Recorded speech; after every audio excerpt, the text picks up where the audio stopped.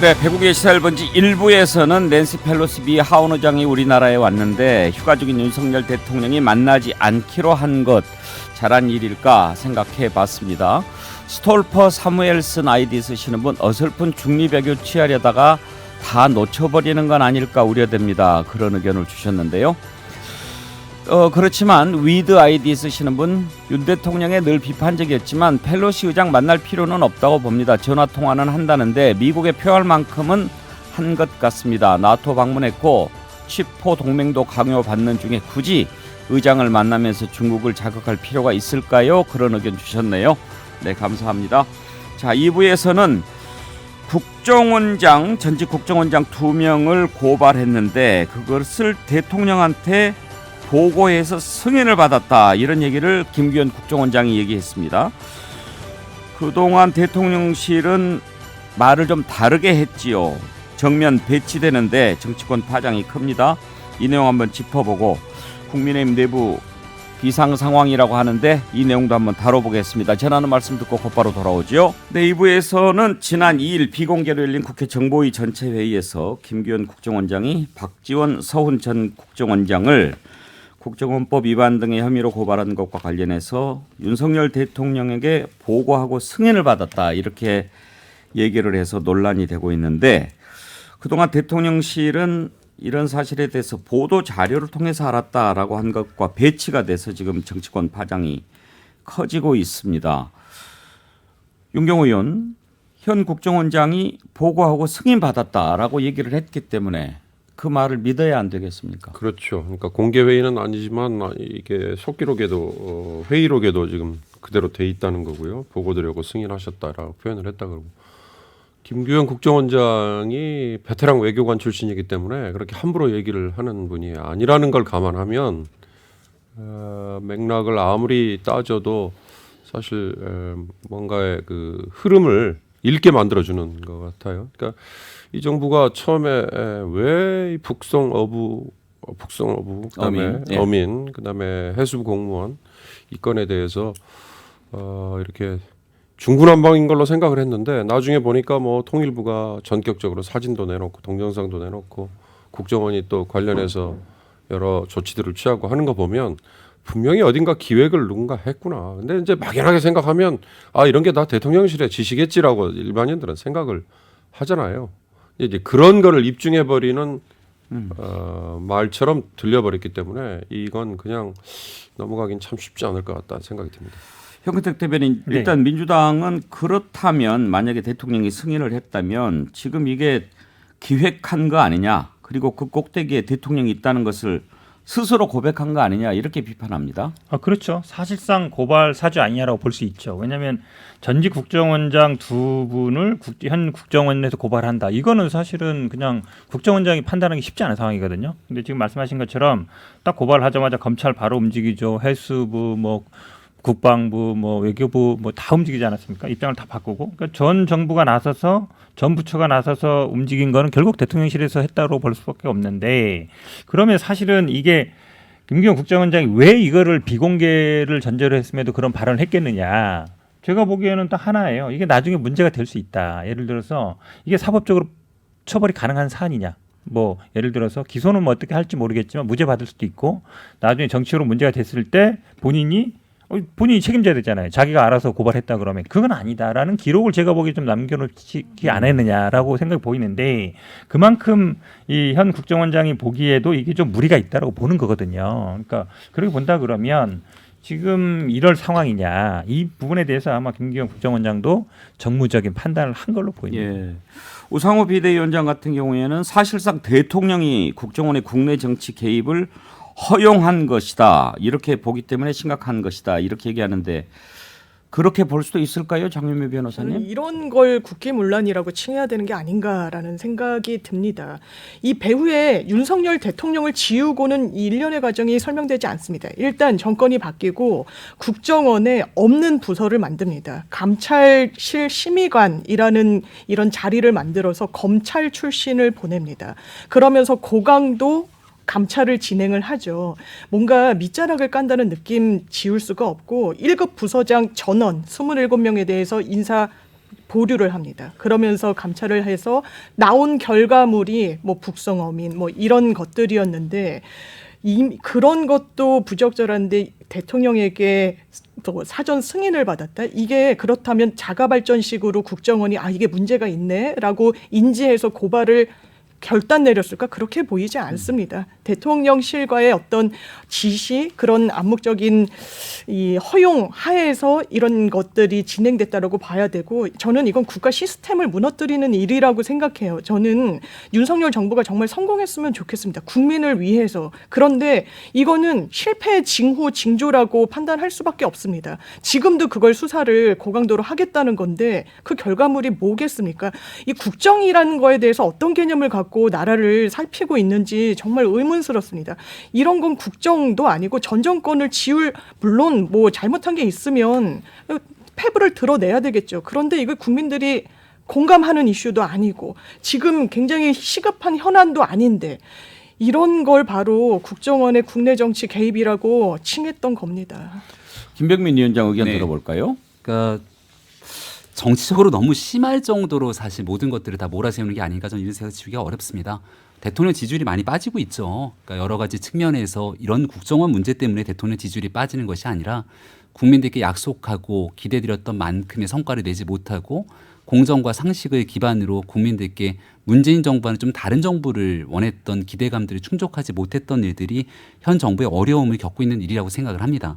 근데 그럴 때 모든 것들에 대해서 다 싸잡아 갖고 대통령 탓이다. 대통령이 국기문란이다. 이 모든 것들의 책임 핵심 배후엔 대통령이 있다. 이렇게 언급하기 시작한다면 그동안 문재인 정부 때 입다고 있었던 분들 입장에서는 참 민망하지 않겠습니까? 예를 들어 문재인 정부가 처음 시작했을 때 국정원 같은 경우는 적폐청산 TF를 설치하고 기존에 있었던 과거들을 지우려고 노력을 했죠. 그리고 나서 국정원의 국내 정치 개입하지 않겠다고 하고 국정원장에 대한민국 정치 구단이라고 일컫는 박지원 국정원장을 임명했습니다. 당시에도 상당한 논란들이 컸었죠. 그러니까 이런 일들이 반복되지 않도록 하는 일들이 저는 중요하다고 생각되는데 이걸 싸잡아서 다 정치를 국정원이 개입한다고 하는 것 자체에 대해서는 무리스러운 비판이라는 말씀을 다시 한번 드리고요. 비공개 회의죠. 정보위원회에서. 거기에 이제 여기 얘기했던 승인이라는 표현을 썼기 때문에 문제가 되는 것 같은데 국정원이 그 후에 나와서 그런 의미가 아니었다고 설명을 하고 있습니다.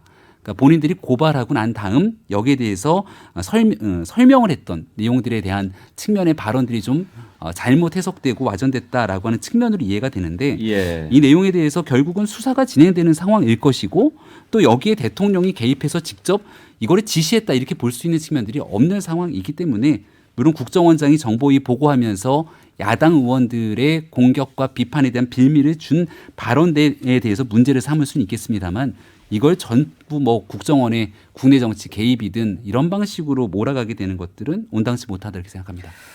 예, 유상범 국민의힘 의원도 이거 승인 받을 사안인가 확인을 좀 해봐야 될 것 같다라고 얘기했습니다만 아까 윤경호 의원 말씀하신 대로 김규현 국정원장 평생 직업 외교관으로 살아왔던 사람인데 과연 그런 표현 생각 없이 썼을까 하는 것이 또 합리적인 의심이기도 합니다. 박종일님, 대통령의 승인이 아니라 지시가 먼저 있었겠죠. 쇼하는 겁니다. 다들 너무 순진하시네요. 담비님, 이거는 승인 여부를 떠나서 보고는 받은 거면서 모르는 척한 거면 대통령실 스스로 문제가 될 거라는 거 알았다는 거 아님? 이렇게 보내주셨네요. 네, 이 논란 짚어봤습니다. 자, 끝으로 지금 국민의힘에서 이준석 대표 정리 이제 본격적으로 들어간 것 같은데요. 김병민 위원장, 네. 전국위원회를 열기로 결정을 한 거죠? 상임전국위원회를 먼저 열고 예. 상임전국위원회에서 최고위원회의 기능을 사실상 상실돼서 비대위로 넘어갈 수밖에 없는 건지에 대한 당원 당규상의 해석을 하고요. 예. 그리고 난 다음 여기서 이제 최종적인 결정이 내려지면 전국위원회가 1000명 이내로 돼 있는 국회의원, 당협위원장 등 사실상 당의 거의 모든 핵심 구성원들이 들어가 있다고 보면 됩니다. 예. 여기서 비대위를 하기로 결정을 상임정국에서 내리면 비대위원장을 올려서 그 비대위원장 승인을 전국위가 받게 되는 거죠. 예. 자, 그러면 지금 이제 가장 궁금한 게 법률가가 두 분 계시니까 한번 여쭤봅시다. 장윤미 변호사한테 네. 먼저 물어보죠. 가장 최고의 의사결정 기구가 전당대회지 않습니까? 그렇습니다. 전당대회를 통해서 지금 이준석 대표를 선출해가지고 이준석 대표가 있는 상황이고 당원권 정지 6개월이 이제 내려져 있는데 전당대회를 열지 않고 비대위로 가서 거기에서 새로운 대표를 선출하면 얼른 생각하기에 적통이 누구한테 있느냐 이 다툼이 날 것 같은데요. 당연히 그럴 겁니다. 저는 제가 이준석 대표라면 당연히 효력정지 가처분이란 법적 조치를 할 거고요. 물론 전당대회를 치러서 선출되는 당대표가 있지만 또 국민의힘 당원당규 상에는 비대위를 출범시킬 수 있는 요건도 있습니다. 그 두 가지 전제는 하나는 대표가 거리되었을 때, 하나는 최고위가 기능을 하지 못했을 때라고 규정되어 있습니다. 걸위와 관련해서는 이미 당대표 징계가 내려졌을 때 당 사무처에서 지금 상황은 거리는 아니다. 거리는 완전히 이제 그 자리에서 물러나게 되는 상황을 의미하기 때문에 지금은 사고다라고 유권 해석을 내린 바가 있습니다. 그렇다면 최소한 그 요건은 충족하지 않는다는 거. 그렇다면 최고위가 기능하지 못하는가? 최고위가 기능하지 못해서 비대위 출범하는 게 아닙니다. 이게 직격탄이 된 하나의 사건은 문자 파동이었습니다. 대통령의 내부 총질이라는 단어가 들어간 그 이후에 최고위원들이 사퇴를 함으로써 최고위가 기능하지 못하는 상황을 셀프 초래하게 됐습니다. 이걸 법원 단계에 가면은 정당하다고 볼까요? 그러면서 상인 정국이 전국위원회로 가는 수순과 관련한 최고위 의결 누가 했습니까? 사퇴의 의사를 밝힌 최고위원들이 했습니다. 사퇴 선은 내지 않고 사퇴 의사만 밝힌 채 본인들이 원하는 의결 과정에 참여했습니다. 절차적 하자라고 볼 수밖에 없고 이런 부분 그렇다면 조기 전당대회를 통해 가지고 이준석이라는 정치인이 들어올 수 있는 공간 자체를 차단해버리겠다라고 하는데 지금이 당권에 골몰할 때입니까? 국민의힘이 집권 여당으로서 법적으로도 맞지 않고 정무적으로도 정치적으로 틀린 선택을 하고 있다고 생각합니다. 현근택 대변인 네. 특히 이제 서병수 전국위 의장이 만약에 비대위를 구성을 해서 새로운 대표를 뽑으면 이준석 대표는 뭐 처음에 이제 제명이라는 표현을 썼다가 좀 어울리지 않는 것 같으니까 자동 해임 상태가 된다. 이렇게 유권 해석을 내렸는데 동의하십니까? 동의하기 어렵죠. 그럼 뭐하러 이 윤리위를 열어서 6개월 정지를 하겠습니까? 윤리위 6개월 정지한 거를 지금 뒤집어서 어찌 보면 해임으로 가는 거잖아요, 사실상. 그럴 거면 사실은 윤리위를 만들 필요도 없는 거예요. 전국에서 뒤집을 수 있다 그러면. 그런 절차 전혀 없거든요. 사실상 대표가 있는 상태에서 말씀하신 것처럼 전국위에서 전당대회에서 뽑은 대표란 말이죠. 전당대회 최고의 어찌 보면 의결기구 아닙니까? 상임 전국이라는 건 전국이 밑에 있는 상임인데 사실은 전당대회 위에 있을 수는 없는 겁니다. 그럼 전당대회에서 뽑은 당대표를 상임 전국이나 전국위에서 바꿔버리는 거거든요. 그럼 이게 법적으로 당연히 문제가 되죠. 근데 왜 이렇게 무리를 하느냐. 결국은 이준석 대표 몰아내기 아니냐. 그럼 차라리 처음부터 그냥 제명해버리든가. 아니면 뭐 1년 정지해버리든가. 그랬으면 이런 상황 안 벌어지잖아요. 지금 말씀하신 것처럼 최고위원들이 막 이제 이게 기능 상실이 되려면 과반이라든지 아니면 전부 사퇴해야 된다. 그러니까 과반 사퇴 하려고 이제 사퇴한 거 아닙니까? 그런데 그거를 그분들이 사실은 이제 과반 사퇴가 되니까 좀 비상 상황이라 그랬는데 그걸 이유로 또 최고위를 열어가지고 그분들이 나와서 결의해서 전국위를 연다. 그러면 누가 봐도 지금 이게 정상인가 이 얘기 드는 거고 가장 중요한 거는 원래 권한대행은 비대위 위원장 선임 권한이 없단 말이죠. 당헌당규를 바꿔가지고 직무대행도 비대위원장 선임할 수 있다 이렇게 바꾼다는 거 아닙니까? 그럼 뭐하러 규칙을 둡니까? 그냥 나중에 다 만들어서 그냥 대표 뽑은 다음에 이 사람이 그냥 다 규칙을 만들면 되는 거지. 최소한의 규칙이라는 거는 아무리 당헌 당규가 법은 아니라 그랬지만 현재 있는 룰에서 만들어갈 생각을 해야 되는데 현재 룰로 안 되니까 규정을 바꿔가지고 그 룰대로 하겠다. 제가 보기에는요. 이거는 뭐 법원 가기도 전에 이미 아마 판단 날 거예요. 그리고 국민들 보기에도 아니 그래도 집권 여당인데 이렇게 운영해도 되나 이 생각을 안 할 수가 없어요. 윤경호 의원 정치잖아요. 그러면 일단 이준석 대표를 이렇게 정리를 하는 것이 옳은가? 그리고 국민들이 옳다고 생각하는가? 동의할까? 이런 부분들에 대한 컨센서스가 국민의힘 내부에도 뭔가 있을 거 아니에요. 어느 쪽일 것 같습니까? 그게 저는 가장 핵심일 것 같아요. 우리 영은택 전 대변인의 말씀 중에 맨 마지막에 들어있는 국민들이 이걸 어떻게 볼까? 그러니까 지금 국민의힘 내에서는 여러 형식과 절차에 뭔가를 맞춰 나가려고 이미 사퇴했다고 했던 최고위원들을 다시 끌어모아가지고 의결하는 그런 촌극 벌인 거 보면 아 이게 당원들만을 생각하는 건가? 근데 아니면 윤 대통령만을 생각하는 건가? 그래서 그들이 보기에 아 이 정도면 흡족합니다. 그러면 그냥 넘어가는 건가? 그러나 이게 다 필요 없는 거라는 거죠. 왜냐하면 국민이 보기에 정말로 집권당으로서 이거는 신뢰를 이미 잃었는데 그 신뢰를 회복하기 위해서 하는 노력의 일환이다라는 믿음을 줘야 되는데 그거하고는 전혀 상관없이 그저 그냥 형식과 절차만 갖추면 되는 걸로 가는 이런 식이라면 아무리 친윤 세력의 친이 쿠데타 같은 걸 추진한다 하더라도 예. 그걸 박수를 받을까 굉장히 걱정스럽습니다. 장미 변호사님, 네.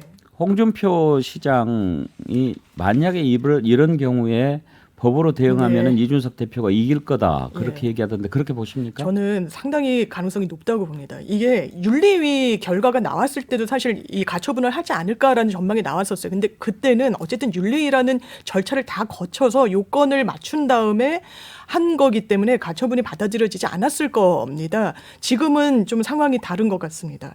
아까 말씀드렸다시피 이 당헌 당규의 요건을 다 허물어버리는 형식으로 지금까지 왔거든요. 뭐 당헌 당규는 아주 뭐 느슨한 내부 준칙에 불과하다라고 인터뷰도 봤는데 그렇지 않습니다. 법원이 판단할 땐 잣대가 있어야 됩니다. 내부 규칙만큼 지켜야 되는 잣대는 당헌 당규 이상이 없습니다. 그렇다면 당헌 당규상의 이 요건을 지켰느냐? 최고위에서 일단 상임정국이 정국위를 개최하겠다고 의결했을 때 이 사람들이 의결권자로서 이 기능할 수 있는 주체라고 법원에서 판단하기가 어렵습니다. 사퇴 의사라서 최고위가 허물어진 상황인데 의결에는 참여하겠다뇨. 이거는 말도 되지 않는 거고 그렇다면 제가 뭐 정치권 안팎에서 그냥 간접적으로 듣기로는 이준석 대표도 상당히 심도 있게 고민한다라고 이야기를 듣는데 당연하게도 정치적인 부분을 떠나서 법적으로 이것을 선택해야 뭔가 본인이 정치적으로도 재개할 수 있는 길이 열리기 때문에 저는 그 선택을 안 하기 어려울 거다 생각합니다. 김병민 위원장 네. 보시기에 지금 국민의힘 내부 분위기는 어떻습니까? 제가 유일하게 국민의힘 당원인데 저한테는 의견을 좀 안 물어보시고 나머지 세 분이 국민의힘 얘기를 너무 많이 하신 것 같습니다. 뭐 외부에서 바라보시기에 일단 민주당 입장에서는 늘상 비판적인 기조를 갖고 얘기를 하실 것이고 국민의힘 내부에서는 지금 사상 초유의 일들이 일어났기 때문에 참담한 상황으로 이 일을 바라보지 않겠습니까? 장윤미 변호사님이 이제 당원 당규에 맞지 않는 내용들을 주셨는데 정확하게 어떤 당원 당규에 위배되는 것인지에 대해서 말씀 주시지는 않는 것 같아요. 왜냐하면 당원 당규에 대한 내용의 요건들이 정확하게 들어가서 그 사실들을 보다 보면 모르지만 그 두 가지 요건은 네. 충족시켜야 됩니다. 최고위가 기능하지 못하는. 근데 최고위가 기능하지 못하는 상태를 셀프로 초래하고 이런 건 법원에서도 정당하다고 평가받기 지금 어려워집니다. 우리가 네. 이해하기로는 당헌 당규 96조 3항에 네.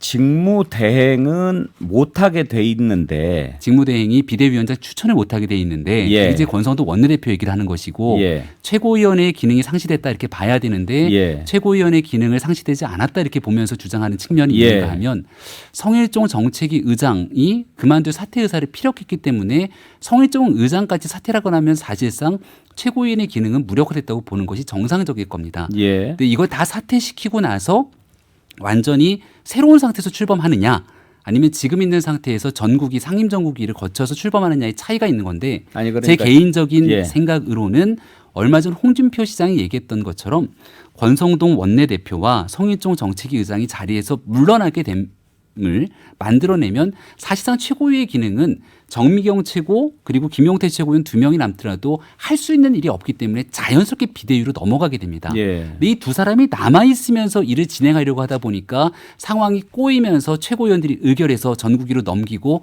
이게 촌각 아니냐 이런 비판들이 있는 거거든요. 예. 그럼 비판들은 수용할 수 있는 지점입니다만은 전체적으로 국민의힘 내부에서는 이미 전당대회를 통해서 뽑힌 당대표와 최고위 지도부의 기능은 무력화됐다고 보는 것이 지배적인 의견입니다.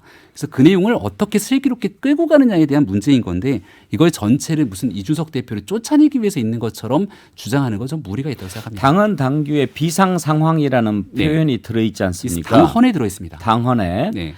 그래서 이제 비상 상황이냐 아니냐를 놓고도 의견이 좀 다른 것 같더라고요. 그 비상 상황이 오기 위해서는 최고위원회의 기능이 사실상 무력화가 돼야 됩니다. 그러니까 이제 이준석 대표 쪽에서는 네. 비상 상황을 자기들이 만들어 가놓고 무슨 비상 상황이라고 얘기하느냐 그렇게 얘기를 하는 것 같아요. 그것은 전혀 동의하기가 어려운 게요. 비상 상황에 대한 정무적 판단에 대한 개념은 다를 수 있겠습니다만 선출직 최고위원들이 있습니다. 당대표를 뽑고요. 1등 선출직 최고위원이 조수진 최고위원입니다. 2등 선출직 최고위원이 배현진 최고위원입니다. 3등 선출직 최고위원은 김재원 최고위원이에요. 당원 당규의 내용만 따라서 정리를 하게 된다면 김재원 최고위원이 대구에 있는 선거에 나가기 위해서 최고위원직을 그만두게 되면 이를 보궐로 뽑아야 됩니다. 근데 그동안 김재원 최고위원의 자리를 뽑지 않았어요. 어떤 이유에서? 정치적 판단인지 잘 모르겠습니다.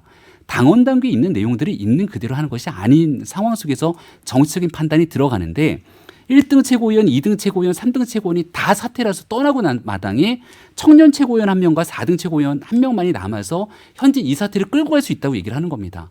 이미 이준석 대표는 징계를 받은 상태인데요. 내년 1월이면 복귀가 됩니다. 1월에 복귀가 되고 나면 임기는 6월까지예요. 그러면 임기가 6월까지면 6월 전당대회가 치러지게 되는데 그 상황이라면 사실상 3월부터 전대에 돌입되게 되면 이 대표가 실제로 일할 시기는 2달밖에 남지가 않는 겁니다. 이런 종합적인 내용들을 판단해 봐서 최고위원들이 정무적으로 판단하고 사퇴하고 나갔으면 이를 비대위로 갈 수밖에 없는 판단이라고 보는 것이고 예. 이를 전국위원회, 상임전국위원회가 여기에 대한 전체적인 판단을 내리게 된다면 저는 그게 당의 결정이라고 생각합니다. 그러면 김병민 위원장께서는 지금 국민의힘에서 이루어지고 있는 이런 일들이 아무 문제가 없다고 보십니까? 앞서 설명드린 것처럼 깔끔하게 문제가 없기 위해서는 권성동 원내대표와 성일종 의장이 사퇴를 하는 것이 가장 원만한 길이라고 생각을 합니다. 사퇴를 하고 사퇴를 하고 예. 그리고 그러면 신임 원내대표 뽑아야 되지 않습니까? 새롭게 선출된 신임 원내대표가 당의 비상 상황이기 때문에 이 문제를 끌고 가면서 비대위를 설치를 하든 그다음 전당대회를 끌고 가든 그렇게 가는 것이 온당하다고 생각합니다. 그분들이 사퇴를 하는 것이 비상 상황의 완성이라고 생각하십니까? 지금으로서는 해석의 여지가 좀 남아있죠. 예. 알겠습니다. 이준석 대표가 어떻게 대응할 것 같습니까? 이준석 대표가 가처분 신청 등을 언급하지만 제 개인적으로는 가처분 신청하기 어려울 거라고 생각합니다. 왜요? 신청을 했다가 지금 뭐 법원의 판단을 받아들일 것이라고 얘기하시는 분들은 정무적이나 정치적인 판단이 들어가 있다고 저는 생각을 하고요. 당 입장에서는 어찌됐든지 간에 상임전국위원회, 전국위원회 결정이 이제 곧 이루어지게 되는데 상임전국위와 전국위원회의 전체적인 결정을 통해서 비상대책위원회 전환이 의결되고 나면 이러한 당의 판단에 대해서 사법부가 개입할 여지는 예. 적다고 생각합니다. 시간이 다 돼가지고 용경호 의원도 하실 말씀이 있을 것 같은데. 한마디만 예. 하자면요. 정치는 정치로 풀어야지. 예. 정치를 왜 사법화? 이건 제발 하지 마십시오. 오늘의 댓글로 뽑아주고 싶은 말씀입니다. 네, 오늘 당첨되신 분 두 분 소개합니다. 스톨퍼 사무엘스님, 어설픈 중립외교 취하려다가 다 놓쳐버리는 거 아닐까요? OKK님, 대통령은 휴가라서 일 같은 거 생각도 안 한다며 연극 보러 댕기던데 나만 이렇게 나라 걱정. 네, 두 분께 전지현 씨 BHC 치킨 쿠폰, 자연주의 화장품 글래머 선크림 보내드리도록 하겠습니다. 오늘 함께해 주신 네 분, 윤경호 MBN 논설위원, 현근택 전 민주당 상근대변인, 김병민 국민의힘 광진갑 당협위원장, 장윤미 변호사 네 분 수고하셨습니다. 감사합니다. 네, 고맙습니다. 감사합니다. 오늘 또 함께해 주신 여러분 감사합니다. 내일 오전 11시에 다시 찾아뵙겠습니다.